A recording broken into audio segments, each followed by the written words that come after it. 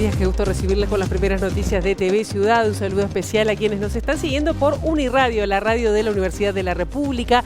También quienes nos siguen por televisión abierta, señal abierta, 6.1, por YouTube. Bueno, muchas formas de estar siguiendo en vivo, en directo, esta transmisión, esta primera edición de MBD Noticias. 12 grados tenemos en estos momentos en Capital, sin lluvia, pavimento seco. Vamos a repasar rápidamente cómo viene el tiempo para las próximas horas, según el pronóstico de Inumet, y ya les adelanto que viene sin lluvias. En esta jornada 4 de abril, la máxima va a ser de 21, ya superamos o estamos ahí casi en el piso de la mínima. El cielo va a estar algo nuboso con periodos de soleado. ¿Qué pasará mañana viernes 5 de abril? Las temperaturas extremas 11 y 23 grados. También el cielo estará algo nuboso con periodos de soleado y así seguirá el sábado 6 de abril, 12 y 23, prácticamente copiado a la jornada anterior, también sin perspectiva de lluvias, y esto es para el área metropolitana. Tenemos muchos temas para compartir, como siempre, hasta las 9 de la mañana, y empezamos adelantándoles que hay buenas noticias con respecto a lo que es la inflación, porque el índice de precios al consumo tuvo una variación en marzo de 0,02% según datos del INE, y es la inflación a 12 meses más baja del actual periodo de gobierno. Vamos a estar hablando también del dengue, porque consultamos al virólogo Juan Cristina, dijo que habrá más casos de dengue en nuestro país, pero no es una situación de alarma, aunque hay que trabajar mucho en la prevención. También vamos a estar hablando de algunas repercusiones de ese convenio que firmó el Ministerio de Transporte y Obras Públicas con una clínica de embellecimiento. El Sindicato de Trabajadores del Ministerio de Transporte y Obras Públicas dijo que ellos no pidieron, es decir, que el convenio no fue solicitado por el Sindicato de Trabajadores, como había sugerido el ministro Falero. También vamos a estar hablando de Argentina, porque ayer trabajadoras y trabajadores estatales de ese país realizan este miércoles una jornada de protesta, realizaron una jornada de protesta para repudiar los 15.000 despidos ordenados por el presidente Javier Milei. Y vamos a estar hablando de política y de economía sobre las 8:30 de la mañana, porque estaremos recibiendo al precandidato por el Frente Amplio, Mario Vergara, para hablar, de sus propuestas de campaña, de qué lo diferencia de sus competidores en la interna. Esto será luego de 8:30 de la mañana. Y ahora, ¿qué les parece si abrimos una ventana hacia las calles de Montevideo para con datos del Centro de Gestión de Movilidad de por dónde circular y por dónde no? @IMTránsito, @MBDTransporte para seguir en redes en tiempo real cualquier cambio en la circulación. Y ustedes ven mucho sol a esta hora en Montevideo, más allá de que la temperatura todavía no sea demasiado alta. ¿Qué cortes de calle están indicados para esta hora? Michigan entre General Andrés Gómez y Enrique Legrand. El corte será hasta las 12 del mediodía por trabajos de carga y descarga. Almirón entre CP y Volteadores hasta las 5 de la tarde. Estará cortado. Piedras entre 33 y Misiones. El corte será hasta las 2 de la tarde. Iguana entre Eduardo Acevedo y Jackson. El corte será hasta las 5 de la tarde. Voy con una más. Carlos Anaya entre Ramón y Cajal y Garibaldi. El corte será, atención, a partir del mediodía, de 12:30 a 18:30 por trabajos de hormigonado.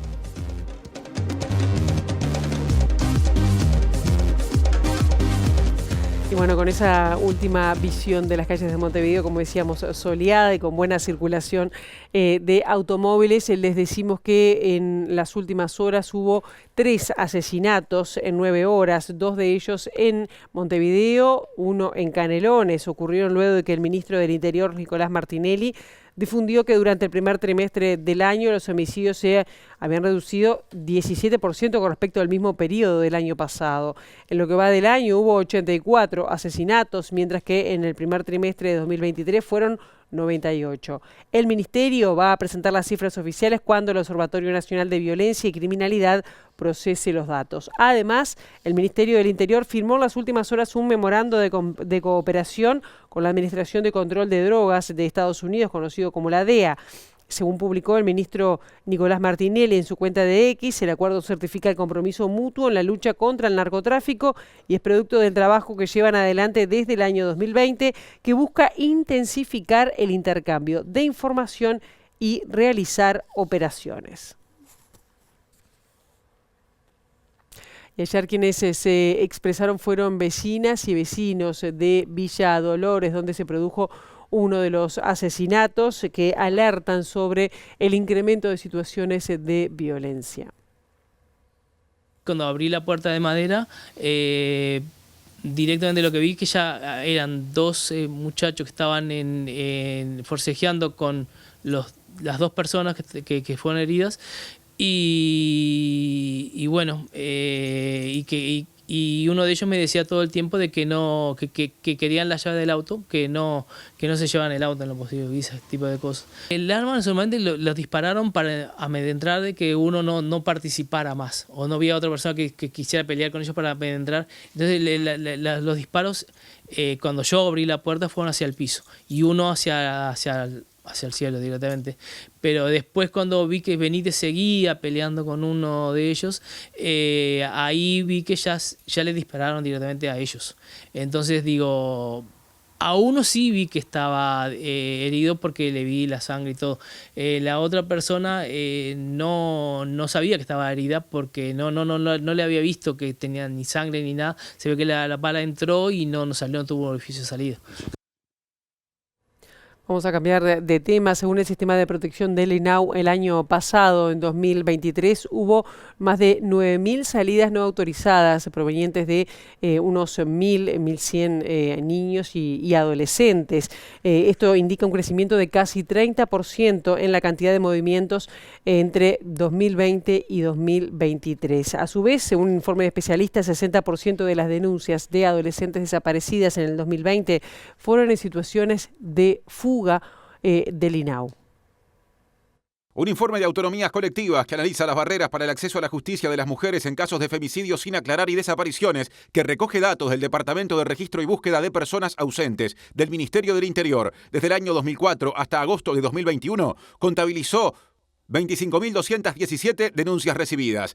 Esto significa que entre los años 2019 y agosto de 2021 fueron realizadas en promedio más de 10 denuncias por ausencia por día. De un total de 3.801 denuncias por ausencias realizadas en el año 2020, casi la mitad referían a mujeres. Durante 2020 hubo en promedio 5 denuncias por día de mujeres ausentes. De ellas, más de 2/3 tenían menos de 18 años cuando fueron reportadas, 67,2%. De las 1.245 adolescentes mujeres denunciadas como ausentes, la amplia mayoría, 764, refieren a situaciones de fuga del INAU. Es decir, que refieren a adolescentes institucionalizadas. Según este informe, en las desapariciones de mujeres, niñas y adolescentes, ni el Ministerio del Interior ni la Fiscalía activan adecuadamente protocolos con la debida urgencia en las primeras horas posteriores a la desaparición. Varias diligencias quedan inconclusas, se frustran o resultan ineficaces. El colectivo de especialistas alertó sobre la necesidad de estudiar en profundidad las denuncias de ausencias, en particular lo que se entiende como fallas en la coordinación entre INAU y el Ministerio del Interior. Y la directora de INAU, en representación del Frente Amplio, dijo que hay una vulneración de derechos del sistema de protección justamente a niños, niñas y adolescentes. Además del tema de las salidas no autorizadas, dijo que 1 de cada 3 quienes están internos consume psicofármacos. Las salidas no acordadas son un indicador de vulneración de derechos de riesgo inminente que tienen las niñas y los adolescentes que están institucionalizados porque se exponen a riesgos tales como la explotación sexual o la captación del narcomenudeo a nivel de los territorios. O sea, la preocupación acá es que dentro del sistema de protección hay vulneración de derechos. ¿Por qué suceden? Porque hay déficit de recursos humanos, porque no se cumplen los modelos de intervención. Con mi equipo hemos trabajado constantemente en el desarrollo, impulsando con los técnicos especialistas, con la academia, con la consulta con UNICEF, con la sociedad civil, de cuáles son los modelos de intervención para poder realmente restituir derechos. Estamos hablando de, cuando digo vulneración de derechos, digo niños que son víctimas de diferentes tipos de violencias, las violencias aumentaron un 52%. Son niños víctimas de situaciones de abuso sexual, situaciones de pobreza, y lamentablemente la pobreza también es una causal de ingreso al sistema de protección. Y tenemos que pensar que el 1% de todas las niñas, niños y adolescentes de nuestro país hoy está institucionalizado. Hay déficit de recursos humanos, no se cumplen los modelos de atención y hay déficit de acceso a salud mental. Son víctimas de las peores formas de violencia y luego no pueden iniciar un camino de reparación, un camino socioterapéutico necesario. Y quienes salieron a aclarar algunos dichos del ministro de Transporte y Obras Públicas fueron los sindicatos unidos de ese ministerio, que aclararon que no pidieron este convenio con la clínica estética como había señalado el ministro Falero. Además, se dijeron que quisieron ser recibidos por el ministro para que aclare los dichos y esto no sucedió. Nosotros queremos desmentir tajantemente esa afirmación, no sé dónde la sacó Falero. Justamente nosotros ahora, como Sindicatos Unidos del MTOP, fuimos a solicitar una reunión con el ministro para pedirle explicaciones y no nos recibió. Y bueno, todavía estamos esperando saber cuál fue el motivo por el cual lanzó esa afirmación sin ningún fundamento. ¿Conocían de este acuerdo, de su aplicación? Sí, últimamente han surgido acuerdos que la Administración realiza de forma unilateral con distintas empresas por bienes y servicios, pero en ningún momento surge de un pedido de los sindicatos, mucho menos una negociación. Y el sindicato ferroviario dijo que el gobierno se apresuró a celebrar la primera llegada del tren de UPM2 al puerto de Montevideo con carga de celulosa. Según la Unión Ferroviaria, no están dadas las condiciones todavía para la circulación con seguridad de estos trenes. Nos parece que fue un poco apresurada, que no estaban dadas las condiciones para que esto ocurriera. En principio, aún no está conformada y con total plenitud la Dirección Nacional de Transporte Ferroviario, que está pendiente un decreto que la pueda reglamentar. Esta ley salió en la rendición de cuentas anterior. El rol de AFE todavía no está muy explícito, se le quitaron potestades y el gobierno no lo ha resuelto, ha estirado los plazos hasta el 10 de abril. Y lo que vimos ayer con bastante preocupación es la inauguración de un ferrocarril central en donde en todos los pasos a nivel, por ejemplo, no estaban dadas las condiciones de seguridad. El tren pasó con banderilleros, no funcionaban lo que tiene que ver con la parte de barreras. Y bueno, no entendemos cuál fue el motivo realmente, si hay un motivo electoral o de compromisos con UPM que hayan acelerado esta situación. Pero nos parece que inaugurar el ferrocarril central en estas condiciones es bastante riesgoso. De Juanico a Montevideo puso casi 3 horas. Realmente si se estaba prometiendo un ferrocarril de nivel europeo, presentarlo de esta manera, con pasos a nivel que no funcionan, nos parece que realmente no fue acertada la medida, ¿no? Que el hecho de que haya banderilleros en todos los pasos a nivel indica que el sistema no está funcionando al 100%. Entonces, bueno, nos parece que el gobierno tomó una decisión bastante apresurada. El Sindicato de Funcionarios Estatales realizará un paro el próximo 18 de abril en rechazo al nuevo régimen de licencias médicas aprobado por el gobierno. La nueva redacción otorga un máximo de 9 días hábiles de licencia remunerada por enfermedad y desde COFE entienden que viola varias leyes internacionales. Nosotros lo vemos con mucha preocupación. Esto fue una decisión unilateral de gobierno, violando todos los ámbitos de negociación colectiva, violando la ley de negociación colectiva del sector público, y es por eso de que justamente hoy vamos a reunir la Asamblea Nacional de Delegados para definir varias medidas, algunas de carácter jurídico a nivel nacional e internacional y otras que son de carácter gremial. De hecho, se va a poner a consideración un paro general de 24 horas con una movilización. Esto aparte no solo involucra a COFE, sino a otros sindicatos públicos, y hoy en el Departamento de Públicos del PICNT estuvimos analizando la posibilidad de que otros sindicatos también puedan tomar medidas en este sentido. Eso se va a evaluar, ya hay un acuerdo con los compañeros de la CESEU, de la enseñanza, porque evidentemente esto es una cuestión que violenta la ley de negociación colectiva, que aplica una tabla rasa sin ningún tipo de contrafuerte y que evidentemente genera una situación muy inconveniente para todos los trabajadores estatales. La refinería de ANCAP comenzó el proceso de reactivación y se estima que el 25 de abril retome la refinación de combustibles. El vicepresidente del ente energético, Diego Durán, elogió el trabajo del personal. Los precios internacionales acompasaron y nos ayudaron porque lo que se llama la brecha o el lucro cesante fue menor, andamos en el entorno de unos 200 millones de dólares que se pierden en el margen de refinación, es decir, margen de refinación que no se tuvo y que eso tiene que ver con no poder procesar crudo.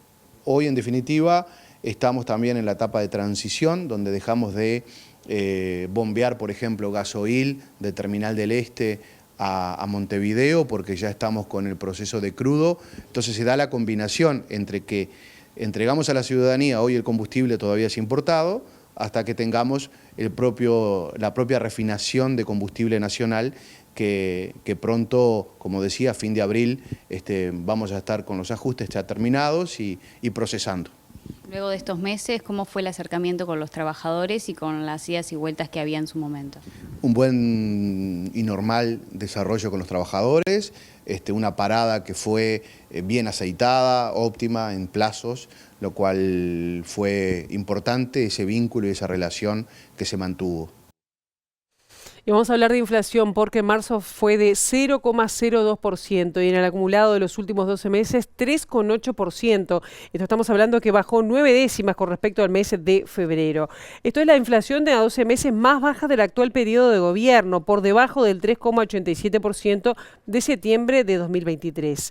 El indicador está por 10º mes consecutivo dentro del rango meta del Banco Central, definido entre 3 y 6%.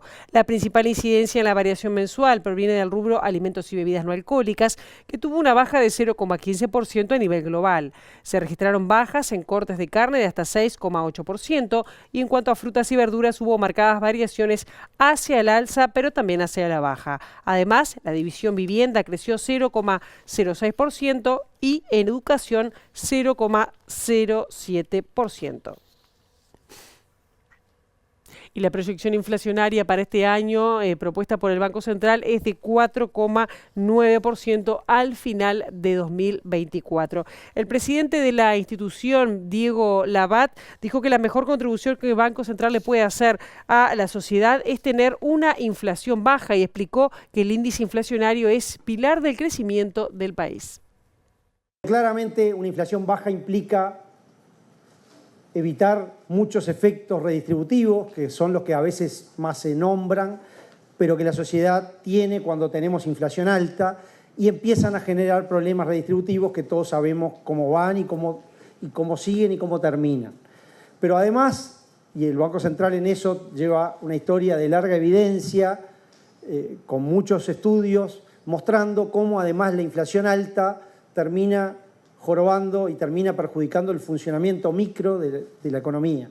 Cómo hace que todos ustedes, empresarios, terminen tomando decisiones que son correctas porque se adaptan a la situación que están, pero que no son óptimas, ¿sí? Y eso hace y es parte de las causales por las cuales el crecimiento después es más lento, ¿sí? Entonces, por eso insistimos en este eslogan. La mejor contribución del banco para el crecimiento es tener una inflación baja.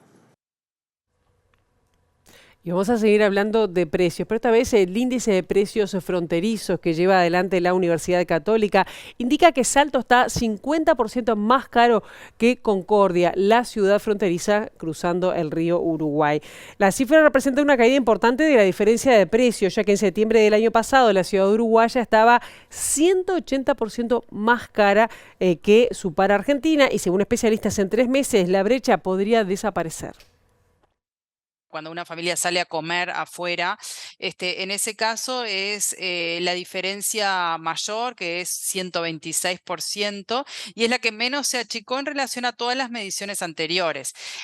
Por ejemplo, si tomamos alimentos y bebidas no alcohólicas, es así, en septiembre era 190% la diferencia y hoy es 46%. Lo mismo con otra categoría como es el transporte, era 185% hace 7 meses y hoy es 30%. Entonces, bienes diversos, donde ahí tenemos algunas categorías como shampoo, jabón de tocador y demás, era arriba de 300% hace 7 meses y hoy es 54%. Con respecto a la categoría prendas de vestir y calzado, también hay una reducción importante, era 76% hace 7 meses y hoy es 40%. La economista María José Medín, que se desempeña en el campus de Salto de la UCUDAL, dijo que el fenómeno se debe fundamentalmente a la política económica del actual gobierno argentino y aseguró que también se verifica en una caída de la diferencia del precio de los combustibles. El precio de la nafta en septiembre de 2023 era 193% más caro Salto que Concordia y hoy es solamente 30%. Esto es a precios de marzo. Ahora ya en abril hubo ajustes de combustibles tanto en Uruguay como en Argentina, y en el gasoil en septiembre era 290% más caro y hoy es 61%. Según Medín, en este momento hay 9 productos más baratos en Salto que en Concordia: arroz, jamón cocido, pan envasado, whisky, sábanas, toallas, papel higiénico, cuadernolas y cubiertas. Bien, y ahora vamos a hablar de dengue, porque el último reporte del Ministerio de Salud Pública indica que hay en esta última jornada 12 nuevos casos importados, 12 casos, perdón, voy a decir autóctonos, 10 importados y totalizan 285 registrados en todo el país. El virólogo Juan Cristina dijo que habrá más casos de dengue en Uruguay, pero aclaró que la situación no significa una alarma. Yo creo que esperamos más casos de dengue, sobre todo porque muchos compatriotas viajaron a zonas de la región donde el dengue o es endémico o está emergiendo en estos momentos. De cualquier manera, esto es una situación de preocupación, no es una situación de alarma como lo es lamentablemente en países hermanos, ¿no? Si usted ve, por ejemplo, la situación de los hermanos argentinos, sobre todo en las provincias del norte del país, donde si usted mira los casos de Argentina, en lo que va del año, desde el 1 de enero de este año, han tenido más de 130.000 casos. Estoy totalmente de acuerdo con lo que estableció la Comisión de Inmunización, que es la que aconseja a la ministra de Salud Pública. Estoy totalmente de acuerdo que en este momento no se justifica en la situación de nuestro país una vacunación universal contra virus dengue. Si usted me lo pregunta dentro de 5 años, capaz que mi respuesta es otra, pero creo que es apropiado para la situación en que estamos. Creo que no justifica, no hay costo-beneficio que sea favorable a una vacunación universal contra este virus.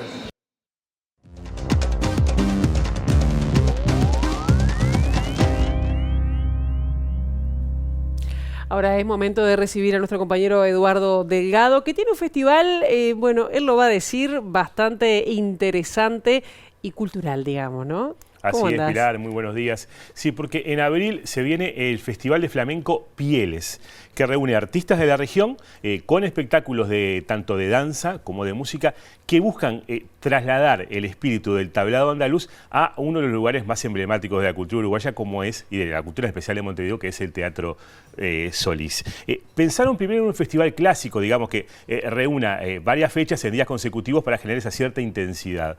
Pero después los organizadores lo pensaron más y decidieron que tuviera una frecuencia mensual que va de abril a noviembre para abarcar más público en Montevideo y para también tener una referencia de que una vez justamente al mes hay un espectáculo de esta relevancia de flamenco en la capital ¿Artistas del locales país. o de Andalucía? Artistas locales, no, y de la región, Ajá. de Argentina, de Brasil y de Chile. Hay que recordar que, bueno, que el flamenco tiene una difusión mundial y que, por ejemplo, en Uruguay son cientos de personas, sobre todo a nivel de danza, que practican flamenco. Es una de esas movidas culturales que a veces pasa un poco desapercibida por fuera del radar de los grandes medios, pero hay muchísima gente que se mueve alrededor de esto, como pasa con otras expresiones que hemos tratado presentado en estas columnas, como la danza contemporánea, como algunas vertientes particulares de, por ejemplo, de rock pesado, de heavy metal. O sea, hay muchos públicos, hay ciertas movidas particulares que a veces pasan por fuera de lo macro de la cultura.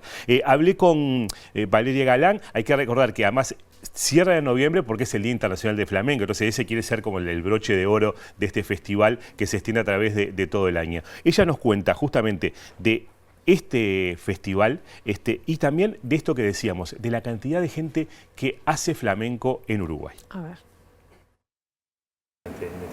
Bueno, sí, la particularidad que tiene la Cumbre Flamenca 2024 es que en cada fecha tenemos un artista invitado al baile distinto de la región. Entonces van a venir de Argentina, de Brasil y de Chile distintos artistas, todos artistas increíbles con grandes trayectorias acá en la región, que nos van a estar deleitando con su arte en cada fecha.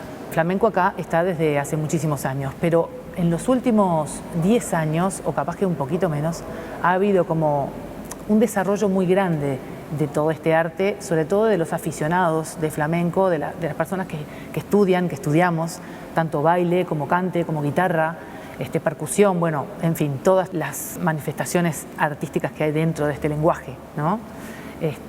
Y también hay proliferación de pequeños tablados o de proyectos que tienen que ver con las escuelas o con artistas de flamenco de acá. Lo bueno es que ya no tenemos que ir a Jerez de la Frontera para seguir mirando flamenco o acercarnos a todo lo que representa ese baile, ¿no? Y ya que hablas de cercanía, decir que este festival va a ser en la sala del Elmira Agustini del Solís. Entonces eso implica al espectador una cercanía muy fuerte con el escenario y con el equipo artístico, ¿no? Uno va a estar muy cerquita escuchando y viendo también a las personas bailar flamenco. Eso lo hace muy particular. Justamente los organizadores buscan que sean como una experiencia inmersiva desde el principio al final del espectáculo. Que además justamente al final va a haber la posibilidad de lo que ellos llaman el después, que va a ser un diálogo con los artistas para hablar de su obra, de cómo se acercaron al flamenco, de sus referentes. Valeria Galán nos cuenta justamente que eso también tiene cierta relación al nombre del espectáculo, que se llama Pieles, y no es casualidad que se llama Pieles. Se llama Pieles porque ellos consideran que el flamenco expresa también a través del cuerpo emociones, sentimientos que vienen desde adentro. ¿Cómo no? Pasión, ¿no? Sobre todo las mujeres. Así es muy expresivo en cuanto a lo corporal, pero respecto a lo que uno siente por dentro. De esto nos habla Valeria Galán. El flamenco tiene mucho de esto, ¿no? Que surge de la emoción. Hay una conexión muy grande de todo lo que sucede en el escenario, entre la guitarra, el cante, el baile, las palmas, todas las personas que están ahí interactuando con ese lenguaje.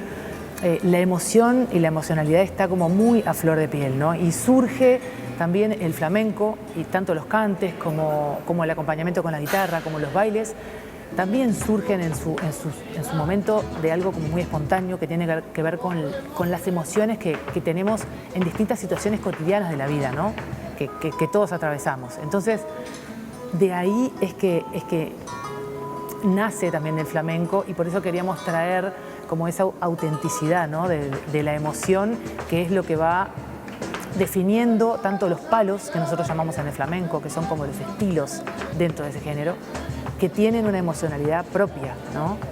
Entonces quisimos traer al nombre el tema de la emoción y de una manera poética llevarlo a la piel, que en realidad, desde un punto de vista objetivo y biológico, la piel tiene mucho que ver con nuestras emociones y que se pueden leer de muchas formas también en nuestra piel, dependiendo de cómo cada uno de nosotros procesa esas emociones. Bueno, hermoso realmente lo de la piel, y además la potencia que tienen, ¿no?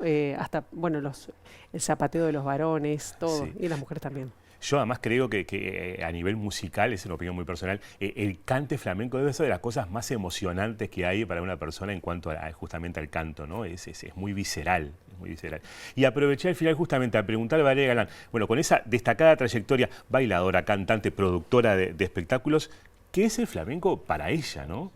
Al estar tan vinculada, al tenerlo tan cerca, de un género que ha tenido referentes increíbles como Paco de Lucía, Camarón de la Isla, Sara Varas a nivel de danza, pero también un género que constantemente está experimentando y generando nuevos talentos y experimentación. O sea, hay artistas contemporáneos de flamenco con gran repercusión, sobre todo en España, tiro algunos nombres muy variados, Niño de Elche, bueno, Estrella Morente, Concha Huilca, que estuvo acá algunas veces en Montevideo. Es un género muy vivo y con esa larga y extensa trayectoria.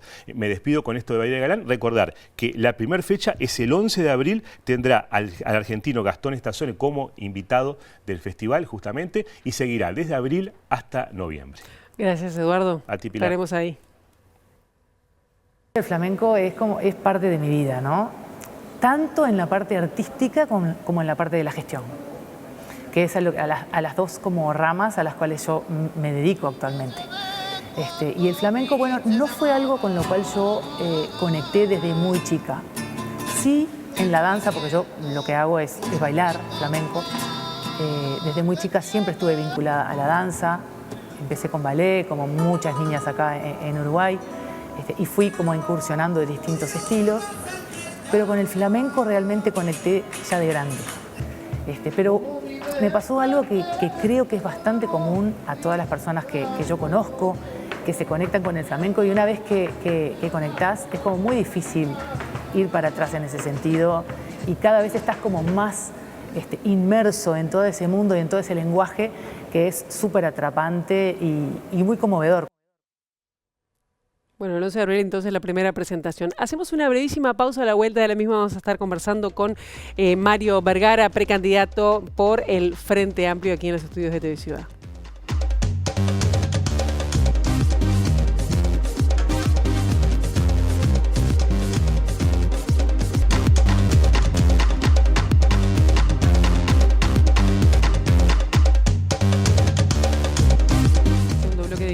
Noticias, y ya recibimos con muchísimo gusto a el senador Mario Vergara, precandidato por el Frente Amplio. Un gusto recibirlo esta mañana.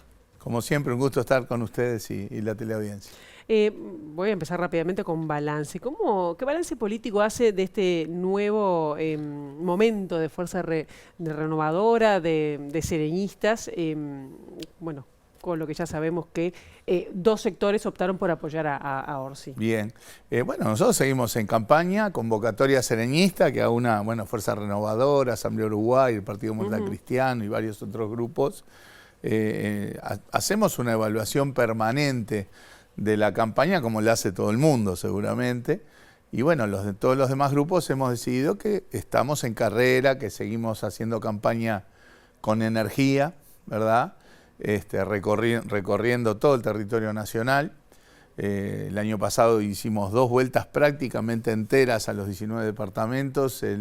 En febrero y marzo recorrimos más de medio país, hablando con la gente, ¿no? Y trasladando un poco nuestra visión, recibiendo un poco de primera mano las problemáticas que la gente traslada, que creo yo deben ser el centro del debate de la campaña electoral, ¿verdad? Los problemas de la inseguridad, del delito, de la penetración del narco, los problemas de la educación, del empleo, los problemas de la fragmentación social. Hay muchos otros, por supuesto, la falta de medicamentos, la falta de vivienda, pero diría que esos son como los centros que uno escucha y recibe prácticamente en todas partes, y creo que sobre eso es que debemos trabajar y discutir desde el sistema político, porque es lo que la gente necesita que discutamos. ¿Y cuáles serían entonces los puntos centrales de un futuro gobierno del Frente Amplio en caso de ganar? Bueno, en cada uno de esos temas... ¿Cuál sería la agenda, no? No, claro, en cada uno de esos temas obviamente hay una perspectiva ya escrita, que es las bases programáticas del Frente Amplio, que más allá de chácharas que uno escucha por ahí, es el único partido político que ha puesto un programa sobre la mesa a consideración de la ciudadanía. Y obviamente tiene una perspectiva de trabajo que tiene que ser de largo plazo. Nadie pretende ni puede pensar con exitismo o demagogia, a fin de cuentas, que uno va a resolver los problemas de la seguridad en 2 o 3 años, o una verdadera reforma educativa en 2 o 3 años, o disminuir sustancialmente la fractura social en 2 o 3 años. O sea, esas son políticas que hay que dialogar mucho, buscar acuerdos y tener lo que Sereñi llamaba políticas de Estado, es decir, orientaciones que atraviesen las administraciones de gobierno, porque vuelvo a decir, esto no se resuelve por parte de un partido en una administración de gobierno. En materia de seguridad, por ejemplo, tenemos la necesidad de abordar de manera integral el problema, no solo con represión, sino también con prevención del delito, con inteligencia policial, con una política de rehabilitación que hoy prácticamente no existe, con el nuevo fortalecimiento al combate al lavado de activos, que es por donde los narcos blanquean sus ganancias. Es decir, una visión integral que no sea solo el foco en la represión. Los problemas del empleo, sobre todo empleos de calidad, empleos de buenos horarios, de buena remuneración, de formales, que generen derechos jubilatorios, derechos de acceso al sistema de salud, pasan en buena medida por el crecimiento económico. El Uruguay hace 1 año y medio prácticamente que no crece. Antes de venir por el lado del crecimiento económico, ¿estaría de acuerdo con trabajar, plantear en un futuro gobierno las 6 horas, por ejemplo? Una jornada de 6 yo creo horas. que el mundo va camino a una reducción de la jornada laboral. ¿Es posible en Uruguay? Yo creo que es posible ponerse a dialogar y avanzar en los sectores donde sea más factible ir avanzando. Yo creo que el mundo, por toda la dinámica tecnológica y toda otra serie de consideraciones de política, va camino a una reducción de la jornada laboral, y claramente en Uruguay es algo que tiene que estar sobre la mesa, y creo que sí, en Uruguay hay márgenes para comenzar, para avanzar en alguna reglamentación, viendo un poco los impactos sector a sector. Yo en eso soy bastante optimista, digamos. Ayer se dio a conocer el INE el nuevo dato de inflación, que en los últimos 12 meses es como el más bajo, baja, ¿no? sí, de esta administración. Sí. Y ayer decía que el presidente del Banco Central, además siendo usted que fue presidente del Banco Central, dijo que la mejor contribución que el Banco Central le puede hacer al país, a la sociedad, es tener una inflación baja. Es una de las principales contribuciones, sin duda. Pero yo me remito a lo que dice la ley orgánica del Banco Central. La ley orgánica del Banco Central le otorga al Banco Central múltiples objetivos. La estabilidad de precios, por supuesto, una contribución ineludible para el Banco Central tiene que ser una inflación baja, yo creo que esa es una buena noticia. Y también estabilidad en el terreno financiero y contribución al proceso de crecimiento y desarrollo. Eso no lo invento yo. Lo dice la Carta Orgánica del Banco Central del Uruguay. Y yo creo que ahí esos objetivos están bastante desbalanceados, ¿verdad? Porque el foco en la inflación está bien, hay buenos resultados, tiene también otras explicaciones, porque tampoco vamos a plantear que la inflación baja es solo gracias a las políticas bancocentralistas. Si hace 1 año y medio que la economía no crece, hay mucha menos presión sobre los precios del lado de la demanda. El año pasado hubo una parte de la demanda que se trasladó a la Argentina, eso ahora parece suavizarse por las malas razones, ¿verdad? Por el aumento brutal de precios que ha habido en el país vecino y por un enorme atraso cambiario, ¿verdad? Hoy tenemos el dólar en el sótano. La noticia de estos días es que el dólar llegó a 38 pesos. ¿Tiene que intervenir el Banco Central? No tengo la más mínima duda.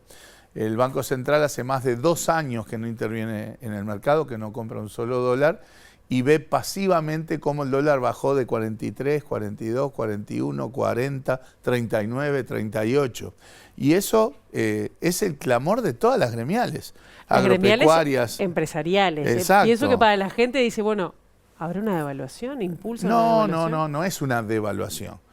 Gremiales del agro, gremiales de la industria, gremiales de los servicios, gremiales del turismo, gremiales de la exportación, todos están planteando, el propio ministro de Ganadería reconoce que tenemos una situación cambiaria, es el atraso cambiario más grande del siglo XXI, ante la pasividad, en base a ese fundamentalismo de mercado que tiene el gobierno y el Banco Central, que no interviene. La forma de contribuir a que el dólar se acompase a niveles más competitivos es con intervención, y intervenciones que tienen que ser modestas. Nadie está planteando ningún salto en el tipo de cambio, sí acomodar el dólar a niveles que el propio Banco Central reconoce como desalineados, porque cada vez que toma decisiones de política monetaria, el Banco Central cuelga un informe de política monetaria. En ese informe del propio Banco Central está claro que el dólar tiene un desalineamiento al menos de un 15%. Claro. Y pienso con la diversidad de candidatos, 4 candidatos, 3 candidatos varones, una mujer. ¿Hay acuerdo pensando en un futuro gobierno del Frente Amplio en tener ese tipo de política monetaria? Bueno, no, en realidad no nos juntamos los 4 precandidatos a especificar política. Nosotros tenemos bases programáticas que son del Frente Amplio, a los cuales todos obviamente nos vamos a ceñir. Allí están las orientaciones y además hay antecedentes, que es 15 años de gobierno frente amplista, donde hubo un manejo muy prudente de la economía, pero que también fue un manejo que impulsó crecimiento económico. Fueron 15 años de crecimiento prácticamente ininterrumpido, con una buena distribución, con una mayor inclusión, porque a medida que crecía la economía, también subía de manera acorde el salario real, las pasividades, bajó enormemente la pobreza, disminuyó la desigualdad. O sea, el manejo astorista, por decirlo de alguna manera, de la política económica en los gobiernos del Frente Amplio, creo que todo el mundo la conoce, vio sus frutos. Entonces, por ese lado, creo que nadie puede llamarse a sorpresa de lo que podría pasar en un gobierno frente amplista en el futuro.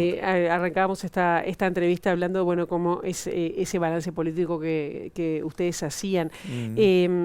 ¿Cómo ve en la interna cómo se ve el panorama de aquí al 30 de junio, cuando, bueno, en las encuestas hay una polarización importante en todos los partidos, pero también en el Frente Amplio sobre los 2 primeros candidatos? ¿Cuál es la mirada con respecto a eso? Perfecto. En primer lugar, el Frente Amplio tiene que hacer una gran interna. Creo que entre las cosas que la derrota política del 2019 nos obligó a repensar es en la importancia de las elecciones internas. No es lo mismo encarar la elección nacional con una base de una interna de 250.000 votantes que de 400.000. ¿Aspiran a llegar? Y ese es el objetivo. Y yo creo que es muy importante que el Frente supere holgadamente esos 250.000 que tuvo en 2019, porque por primera vez ponemos como eje que el proceso electoral es uno y no se divide en pedazos. La interna es un hito, pero también es un preámbulo hacia la elección nacional. Por lo tanto, primero, el Frente está trabajando y tiene que seguir trabajando, todos los precandidatos y la propia estructura del Frente Amplio, en hacer una gran elección interna. Efectivamente hay un proceso de polarización. En otros partidos no hay tanta polarización, ¿verdad? Más bien hay una enorme distancia. Bueno, hay 2 favoritos en cada uno. Bueno, no en el Partido Colorado, no. No, en el Partido Colorado, bueno, hay 7, 8 candidatos. Sí. Pero en el Partido Nacional... Y en el caso del Frente Amplio, ¿qué incidencia puede tener, en el caso de usted, como tercera candidatura, por lo menos como está indicando y que está lejos de esa disputa polarizada, ¿verdad? ¿Qué cifras manejan ustedes? La polarización no es buena en general, pero es un dato de la realidad. Es un dato de la realidad. Y evidentemente nosotros leemos también la realidad en ese sentido. Nosotros lo que sentimos es que primero Convocatoria sigue adelante con su precandidatura, con energía, como decíamos hoy, porque seguimos sintiendo que es la mejor forma de contribuir al triunfo del Frente Amplio, que es el objetivo. Pero hacemos evaluaciones sistemáticas, permanentes de la campaña. ¿Se plantean como que son el centro de esta oferta electoral dentro del Frente Amplio? ¿El centro desde el punto de vista ideológico, político? Sí. Bueno, yo creo que el perfil de los distintos sectores la gente los conoce, ¿verdad? Hay una precandidatura alrededor del espacio del Partido Comunista, del Partido Socialista, hay otra candidatura alrededor del espacio del MPP y bueno, y el espacio sereñista, astorista, y la gente conoce el perfil, no solo por el rol que han tenido Sereñi, ni que hablar, y Astori en lo político, en la modernización ideológica del Frente Amplio, sino incluso en el caso de Danilo, de su rol en los 15 años de gobierno. O sea, creo que la gente conoce el perfil de una izquierda moderna, de responsabilidad, pero con objetivos claros de izquierda en cuanto a más bienestar, más igualdad y más derechos. Sí. No, ya tenemos que, nos quedan 30 segundos. Perfecto. No, yo entiendo que las preguntas tienen a veces que ver, porque nos lo están planteando de manera sistemática, de qué tesitura vamos a tener nosotros en este panorama de polarización. Y me parece legítima esa pregunta, ¿verdad? Como decía, hasta el momento convocatoria ha venido definiendo que nosotros sigamos en esta campaña, con esta candidatura, como forma de contribuir al triunfo del Frente. Somos conscientes también de la polarización entre las candidaturas de Yamandú y Carolina, y por lo tanto entiendo que se genere ese cuestionamiento, esa duda, esa pregunta. Y yo por momentos me venía preguntando por qué nos plantean sistemáticamente a nosotros, bueno, ¿qué va a ser la candidatura de Vergara? Que no es de Vergara, es de convocatoria, pero ¿qué va a ser la candidatura de Vergara? Porque, bueno, de repente hay distancia con las otras dos candidaturas. Digo, no es muy diferente que la distancia que hay entre Delgado y Raffo. Y a nadie le pregunta a Raffo si se va a bajar. O de varios candidatos del Partido Colorado que prácticamente no marcan, y no veo que a nadie le preguntan si se va a bajar. A Vergara le preguntan, ¿por qué? Y yo he llegado un poco a la noción de que es porque nuestras decisiones políticas pueden llegar a ser decisivas en la resolución de la interna de un partido que tiene altas chances de ganar la elección y asumir la presidencia. Por eso es que nosotros tenemos que abordar ese tema con enorme responsabilidad, no solo para con el Frente Amplio, sino para con el país todo, y evidentemente lo hacemos porque nosotros estamos sistemáticamente evaluando esa situación y esas decisiones. Reitero, siempre vamos a resolver en clave del objetivo central, que es que el Frente Amplio vuelva a gobernar, porque es lo que la ciudadanía necesita. Gracias por ahora. Antes del 30 de junio seguramente lo vamos a estar volviendo a convocar. Con mucho gusto. Y ahora nosotros nos vamos a las calles de Montevideo. Vamos a tomar contacto con nuestra compañera Juliana Perdomo. Juliana, adelante. Muy buenos días.